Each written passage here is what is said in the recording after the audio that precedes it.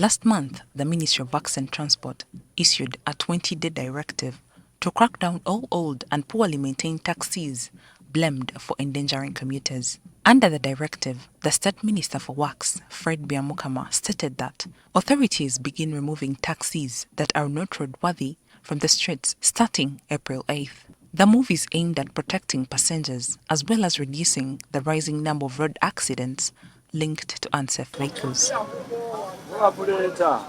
The ultimatum, however, faced criticism from operators who asked for more time.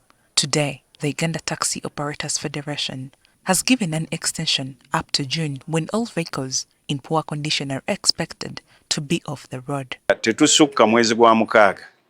On the vehicles in a poor mechanical condition, they only have up to June to be evicted on the different stages. The taxi owners have been advised to repair their vehicles before government's intervention. Rashid Sechindi, the chairperson of the Federation, cautioned the Works Ministry to also work on the roads, which he says contribute to the poor condition of the vehicles. There are some roads that contribute for the vehicles to be in this state. Roads, for example, the Nakauka Road and Chitezi. The vehicles are in a bad state because of the roads.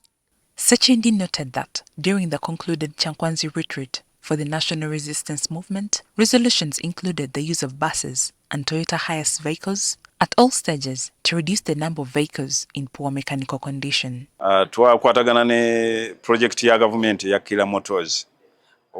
worked with Chira Motors to manufacture about 2,000 minibuses for at least each stage to have 5 electric buses so that they own their routes. Also, Toyota Hiace vehicles will be given per stage to be paid in installments.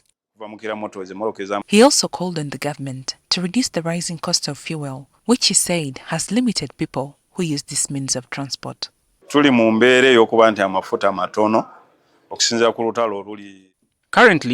the fuel is limited following the United States-Iran war. But why don't we start having our own fuel produced on the high prices by foreigners?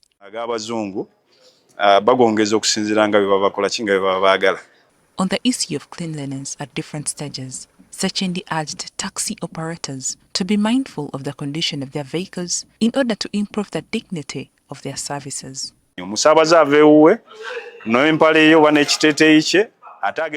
How can a passenger leave their taxi when their clothes are torn and in a smelly vehicle? How can they leave having bed bugs? Operators need to check themselves. The directive has also attracted criticism from some operators who are requesting more time to work on their vehicles. The deadline, I think it's a bit short in regard to how our vehicles are, because most of them are very old really, and the standard that is needed is a bit high, the bar is a bit high, so it needs some time for someone to repair that vehicle to the kind standard. As you know, usually we get money from the banks. We borrow from the bank and get that money. So now, if this is April and you need to repair a vehicle by June, it means that within the next 2 weeks, you must have the money. We understand by that time, at least 80% of our taxi vehicles will have gone mechanical repairs to fit the standards of carrying passengers within the country. Those people should stop making false orders. They need to consult Ugandans to which direction they want to go. Because we believe Ugandans are the one paying the taxes. The directive signals the government's commitment to improving public safety and ensuring that only roadworthy taxis operate on Uganda's roads. Maria Jacinta Kanyange, NTV.